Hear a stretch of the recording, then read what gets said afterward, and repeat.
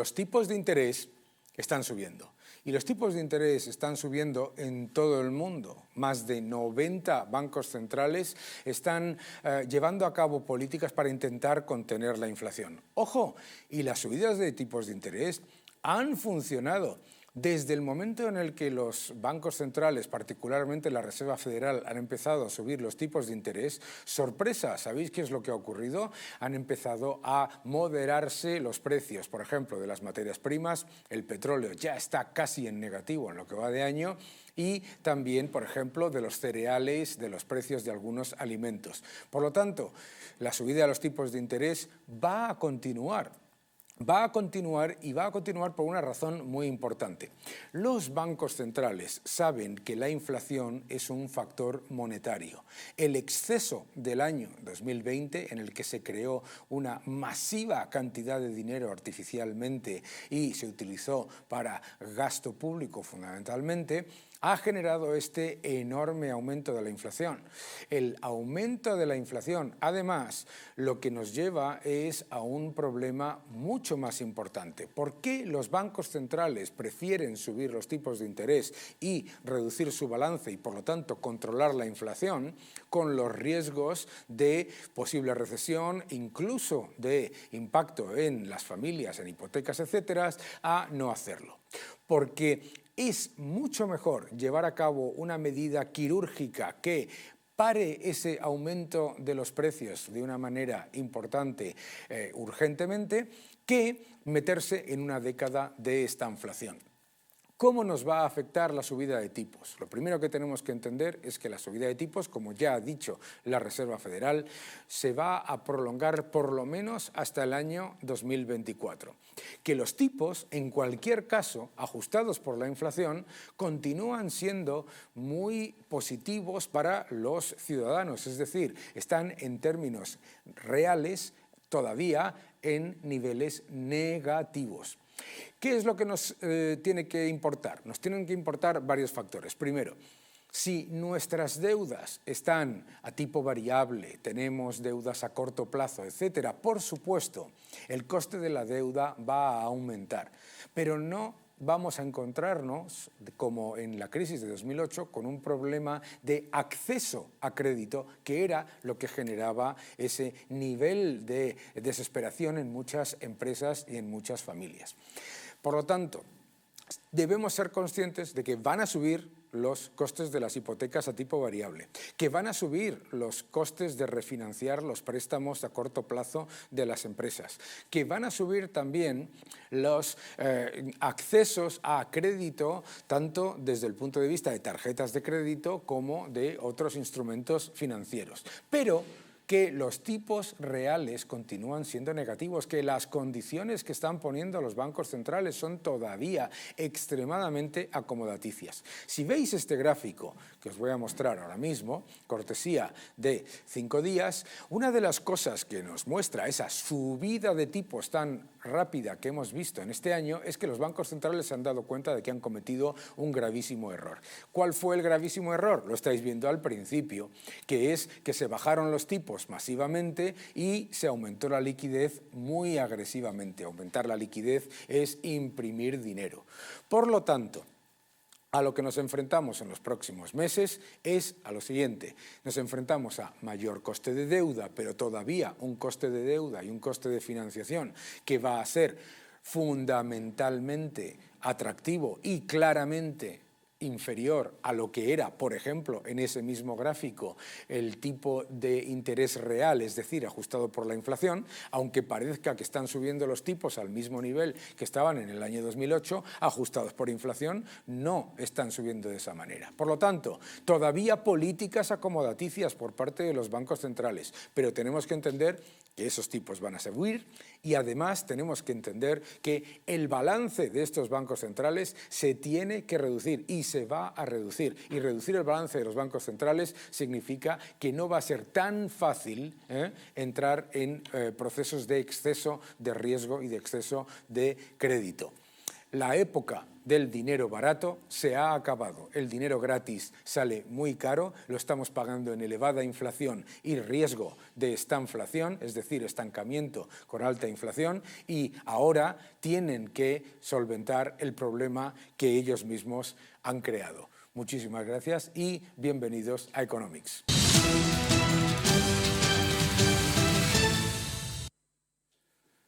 ¿Tienen la culpa de los precios los supermercados? Una de las cosas que nos dice el populismo todos los días es que los supermercados están subiendo los precios de manera alocada y que eso significa que la inflación es por culpa de los supermercados. Un momento.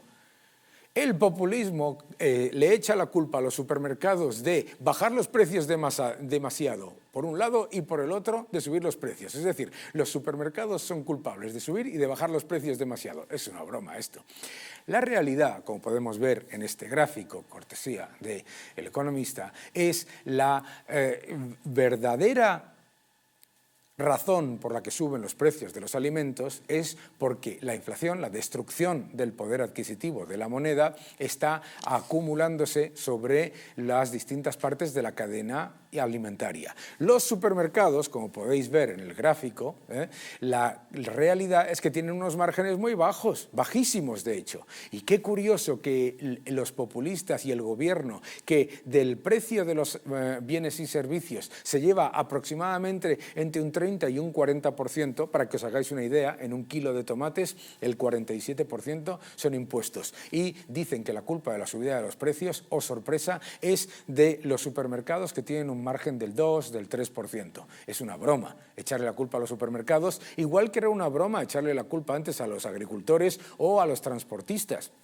Los impuestos encadenados son uno de los factores por los que el Estado recauda mucho más y además por el que el Estado está perpetuando la inflación.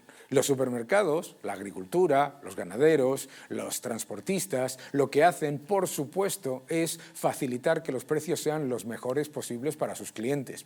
Los únicos que te suben el precio son los estados vía impuestos encadenados, impuestos a la agricultura, impuestos a la ganadería, impuestos a la refrigeración, impuestos al almacenamiento, al transporte, a la distribución y a la comercialización. Recuerda, en un kilo de tomates, un 47% son impuestos. Los gobiernos no bajan los precios, los suben. Y si lo que intenta hacer es poner eso que llaman controles de precios, recordad, Argentina lleva 50 años con controles de precios y tiene la inflación más elevada de los países de su entorno. Que no os engañe.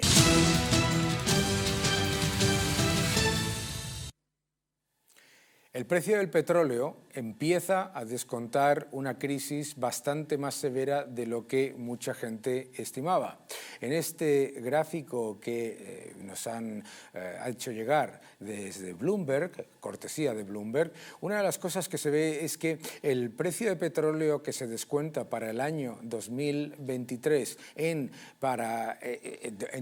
lo que es el consenso para los beneficios de las empresas petroleras se mueve entre los $72, muy por debajo de donde está ahora, y los 110. Obviamente el rango es muy elevado, pero es interesante ver un par de cosas aquí. Lo primero, en estas estimaciones de precio del petróleo, lo primero que tenemos que tener en cuenta es que hay un enorme riesgo para los beneficios estimados de las petroleras. Muchos han invertido en petroleras en este año por la fuerte subida de las materias primas, pero ojo, las materias primas se han dado la vuelta tras la subida de tipos, como comentábamos antes, y con la ralentización de China y la ralentización global. Segundo, en los precios del petróleo que se descuentan en los beneficios empresariales para el año 2023 de muchas de estas empresas se tendrán que revisar a la baja y el riesgo no es pequeño de revisiones a la baja de estimaciones de beneficios esperados, ¿verdad?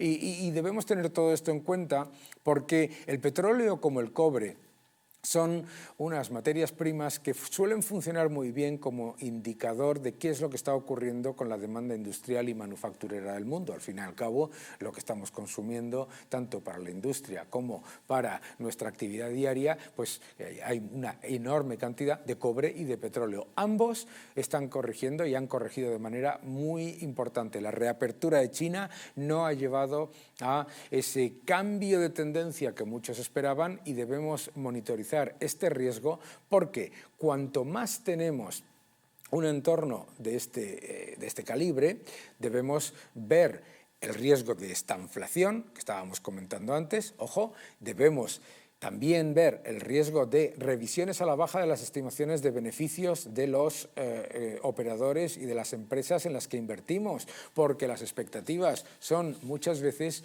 muy elevadas y en sectores extremadamente cíclicos, revisar a la baja masivamente las estimaciones de beneficios puede llevar a una fuerte caída de las valoraciones en bolsa. Ojo con estos factores porque el mercado se ha orientado mucho a los sectores cíclicos en el año 2022 y el año 2023 puede haber fuertes rebajas, lo monitorizaremos. Nos acercamos a una recesión global y nos acercamos sobre todo a una recesión global que nos va a llevar a una crisis. Recesión y crisis no es lo mismo. Recesión son 2 trimestres de caída del Producto Interior Bruto real. Crisis es cuando se destruye el acceso a crédito no solamente de las empresas y familias que tienen dificultades financieras, sino también de las que van bien. La crisis no es el escenario base que tiene el Banco Mundial en su última estimación. Se añade a la del Fondo Monetario Internacional, se añade a la de la OCDE y a la de los grandes bancos de inversión en estimar un escenario que es muy preocupante. ¿Preocupante por qué? Primero, estamos viendo aquí el crecimiento se va hacia abajo y la inflación hacia arriba. Las estimaciones de crecimiento están reduciéndose, las estimaciones de inflación están aumentando. Y además, la deuda vuelve a subir. Vuelve a subir no solamente en términos totales, sino, lo que es peor, que la capacidad de los estados de repagarla empeora por las subidas de tipo. ¿Qué es lo que está alertando el Banco Central Europeo, la Reserva Federal, el Banco Mundial en este caso? Lo que nos está diciendo es lo siguiente. Los gobiernos le están diciendo a usted todos los días que todo va bien porque no hemos entrado todavía en recesión. ¿Por qué? Porque todavía no ha caído el Producto Interior Bruto en términos reales, claro. Pero ¿qué es lo que pasa? Recesión se puede evitar haciendo 2 cosas. Uno, aumentando masivamente la deuda y aumentando el gasto público, porque el Producto Interior Bruto se infla vía gasto público. Segundo, si se ralentiza mucho la economía e importamos mucho menos, el Producto Interior Bruto también se sostiene relativamente más. Y además, la inmensa mayoría de los gobiernos, de los estados, calculan el Producto Interior Bruto con un deflactor del Producto Interior Bruto que es inferior a la inflación que sale en el IPC. En cualquier caso, lo importante es que no nos intenten convencer de que está todo muy bien porque no hemos entrado todavía en recesión cuando el sector manufacturero está en contracción, cuando el sector servicios está en grandes dificultades y todavía peor cuando nos encontramos con que el crecimiento baja y sube la estimación de inflación, es decir, el riesgo de esta inflación. Esta inflación es un riesgo muy importante. Las personas que tenemos la edad que tengo yo, 55 años, hemos vivido esta inflación y es un absoluto desastre y significa empobrecimiento para todos.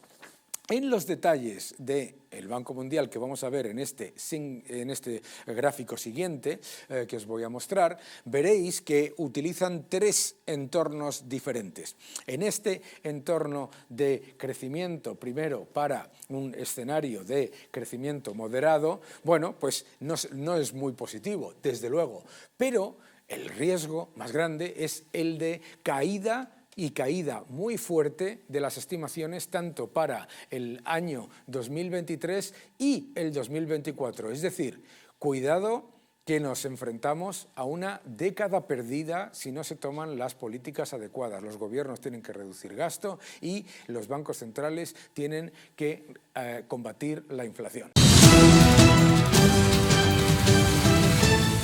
¿Qué es lo que está pasando realmente con los fondos europeos? Bueno, pues con los fondos europeos, en primer lugar, lo que ha habido es una malísima gestión de expectativas por parte del gobierno que generó una tremenda ilusión en el tejido empresarial, que recibió multitud de proyectos en las manifestaciones de interés que lanzó a finales de 2020, 2021, recibió infinidad de propuestas del sector privado, de los proyectos en los que estaban trabajando, y esa expectativa, esa ilusión se ha ido transformando a lo largo de los meses, primero en desconcierto, porque no sabían dónde acudir luego realmente a presentar los proyectos que tenían en marcha y previstos, y por último en desilusión y frustración al darse cuenta que ha habido una creación de un canal administrativo y un sistema de gobernanza alrededor de estos fondos que imposibilita que puedan llegar a la economía de manera ágil y de manera eficiente. Parte todo de un mal diseño desde el inicio, desde ese Real Decreto que convalidó el Gobierno, y a partir de ahí todo es una consecución de dificultades alrededor de los fondos. A mí lo que me parece alucinante es que lo que ya era un problema de ejecución de fondos europeos histórico, que vivimos desde la época del famoso Fondo de Creación y Empleo del año 2008, se ha hecho todavía peor añadiéndole más trabas burocráticas. Y a mí me gustaría que nos dijeses qué porcentaje de los fondos europeos que se han entregado se han ejecutado, y lo más interesante probablemente es qué cantidad se ha quedado en el sector público, en la administración.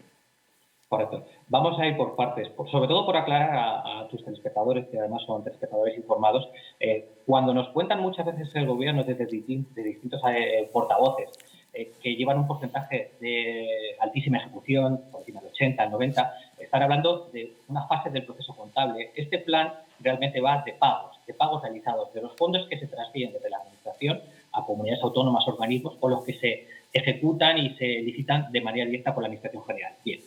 En el ejercicio de 2021 realmente fue muy decepcionante porque los pagos fueron del 45%, teniendo en cuenta que estos fondos en su mayoría eran transferencias a comunidades autónomas o a organismos, como te he comentado antes, que tenían que lanzar solicitaciones, con lo cual ni siquiera se movilizaron en el ejercicio 2021. De ahí que tanto Banco de España como la Comunidad Europea, como AIREF, certificaran que el crecimiento o la aportación de los fondos a crecimiento en 2021 fue prácticamente nulo. ¿Qué está ocurriendo en 2022? Pues algo muy similar. Los fondos llevan mucha lentitud en su desarrollo por este proceso farragoso de multitud de pasos, y los fondos que realmente, los pagos que se han realizado en este ejercicio de 2022 ascienden a 6.700 millones, aproximadamente un 23% del total del presupuesto que tenía el Gobierno. Con la misma problemática, se pierden en un canal de difícil gestión y movilización. ¿Qué ha llegado a la economía real? Pues prácticamente nada. Tenemos estudios que certifican que puede aproximarse a 2 de cada 10 euros, pero lo cierto es que no tenemos una medida real, porque el Gobierno no ha dado datos de cuánto es los fondos que realmente han llegado a la economía real. Y es una reclamación que tanto la AIREF como la Comisión Europea ya nos están haciendo. Y teníamos un hito que cumplir de transparencia de estos fondos que todavía totalmente no está certificado y realizado. Para que te hagas una idea, Daniel, el sistema COFI, la plataforma que tenía que recibir toda esta información y agrupar y para poder dar después respuesta y como sistema de auditoría de estos fondos a la Unión Europea, sigue sin estar en pleno funcionamiento. Las comunidades autónomas están mandando miles de hojas de Excel a los ministerios para acumular toda esta información, con lo cual es una gestión manifiestamente mejorable. Me gustaría que nos comentases un poco, hemos hablado antes de las subidas de tipos. Recientemente la Reserva Federal ha dado una sorpresa, puede que ser negativa para el que esperaba que diesen la vuelta, pero no negativa, sino realista, sobre lo que van a hacer con los tipos de interés. Cuéntanos un poco cómo ves el entorno de los tipos de interés y de la política monetaria y, sobre todo, la contracción de liquidez, es decir, la reducción del balance de los bancos centrales. Bueno, la Fed comenzó subiendo durante el 2022. Primero hizo una subida de 25 puntos básicos, posteriormente una de 50, y a partir de ahí ha encadenado 4 subidas de 75 puntos básicos de los tipos de interés. Y ahora en esta última reunión han subido 50 puntos básicos. No es nada extraordinario, ya lo venían advirtiendo desde mediados de año, que estaban subiendo mucho los tipos y que iban a esperar. Como la política monetaria tarda en hacer efecto en la economía, iba a haber un momento en el que iban a desescalar esas subidas de tipos de interés, quedarse en un momento más o menos plano para ver cómo las subidas de tipos se trasladaban a la economía estadounidense. Y entonces, a partir de ahí, ver qué hacen. Todo eso, obviamente, siempre que no se produzca una gran recesión o un problema financiero espontáneo durante el año que viene. Cuando hablamos de un problema financiero, fundamentalmente lo que hablamos es de una contracción fuerte del crédito, ¿no? lo que ocurrió en el año 2008. ¿Cómo ves tú los indicadores monetarios que nos pueden mostrar si hay algún riesgo o si ha cambiado algo con respecto al 2008? Bueno, mira, ahora que sacas ese tema, precisamente ayer Bloomberg sacó un artículo diciendo que había bancos que estaban empezando a acceder a la ventana de descuento de la Fed. Y eso es preocupante porque desde 2008, con la gran crisis, y en 2020 no había ocurrido. Es cierto que de momento están acudiendo, están pidiendo prestado a la Fed de manera en pequeñas cantidades en comparación con 2020 y 2008. Pero esto ya nos indica que parece que hay tensiones a la hora de buscar financiación entre los bancos. Entonces, habría que estar atentos qué es lo que ocurre y cómo se desenvuelve la política monetaria y la economía en general. Oye, yo cuando escucho al gobierno hablar sobre la inflación, decir que lo están haciendo fenomenal porque tenemos una inflación del 6,8% y en el resto de la Unión Europea parece que es más elevada. ¿Qué es lo que está ocurriendo? Bueno, lo primero de todo, tenemos que considerar que la situación española siempre, como decimos, Spain is different. Pues en este caso seguimos en la misma directriz. No es por cuestiones del gobierno, no es por una cuestión, digamos, ¿no?, de que hayan hecho una política activa y en el fragor de la batalla, ¿no?, contra la inflación les haya salido bien, ni mucho menos, sino simplemente es la situación y las grandes diferencias que hay entre el norte y en el sur en este caso, porque no solamente es el caso de España, sino es el caso también de Portugal, de Italia e incluso hasta de Grecia, ¿no? ¿Y por qué ocurre esto? Bueno, pues yo creo que todos somos conscientes de la situación energética que existe en Alemania, concretamente pues que al final España es un país principalmente de servicios, mientras que Alemania pues tiene su sector industrial con una preponderancia muy importante y con un peso en la electroindustria también muy elevado. Entonces, cuando recibimos hoy noticias de que Alemania no va a comprar petróleo a Rusia durante ya este año 2023, cuando estamos viendo cómo Alemania ha sido el principal país de toda Europa que ha luchado en contra de ponerle un precio tope al gas. Eso nos quiere decir mucho. ¿Por qué? ¿Por qué España no se ha preocupado por esto? ¿Por qué España, digamos, ha ido por otra línea? Pues precisamente porque Alemania tiene más miedo a quedarse sin suministro de gas para poder producir que al precio del gas. Entonces, claro, esa diferencia de mentalidad es lo que hace pues que en España, por nuestra situación energética, y en Alemania, pues digamos, veamos esas grandes diferencias y tan solo hay que irse a la tabla de precios de cuánto cuesta un megavatio hora en Alemania y en España sin tener en cuenta ayudas ni siquiera del gobierno. Claro, lo más importante también es darnos cuenta de que cuando se calcula la inflación, en el componente de electricidad, lo que ustedes ven es el componente que tiene que ver con la tarifa regulada, la PVPC. Claro, ¿qué es lo que pasa? Que al 65% de los consumidores, como usted y como yo, resulta que nos ha subido la factura un 20% por el subterfugio del tope del gas, que es básicamente sacar el precio del gas, subvencionarlo y pasárnoslo a todos los demás, y entonces aparece como que baja la inflación cuando todos estamos sufriendo esa subida. Y por supuesto, los 20 céntimos de subvención a la gasolina, que lo pagamos todos, el gobierno recauda 4 veces más por impuestos a la gasolina de lo que luego bonifica. Por lo tanto, esos factores hacen todo. Curiosamente, nos dicen que la inflación en España es mucho menor, pero los precios de los alimentos en España suben mucho más, un 15%. Resulta que la tarifa de todos, de la luz, la inmensa mayoría, ha subido un 20% y encima la inflación subyacente, excluyendo energía y alimentos, está a los niveles más altos de 3 décadas. Éxito ninguno, desde luego, ¿verdad? Éxito ninguno, y como bien decías, al final, si nos vamos a la factura de la luz, a lo que nos afecta en nuestro día a día, a la cesta de la compra, porque al final la estadística pues, lo aguanta todo, el papel lo aguanta todo, pero el bolsillo del ciudadano pues en este caso parece que no lo aguanta. ¿Qué es lo que vemos? Pues vemos cómo hay más de 16 millones de personas que se han visto afectadas por la subida de la luz en más de un 20%. Esta idea del gobierno de nosotros estamos ayudando a las familias, ¿no? Entonces, lo primero que hace es que te cobra, ¿eh? Lo primero te cobra. ¿Cómo te cobra? Al no deflactar los impuestos a la inflación, estás pagando muchos más impuestos y segundo, te dice que te da una ayuda. Es decir, te quita 3 y te da 1 si es que te lo da.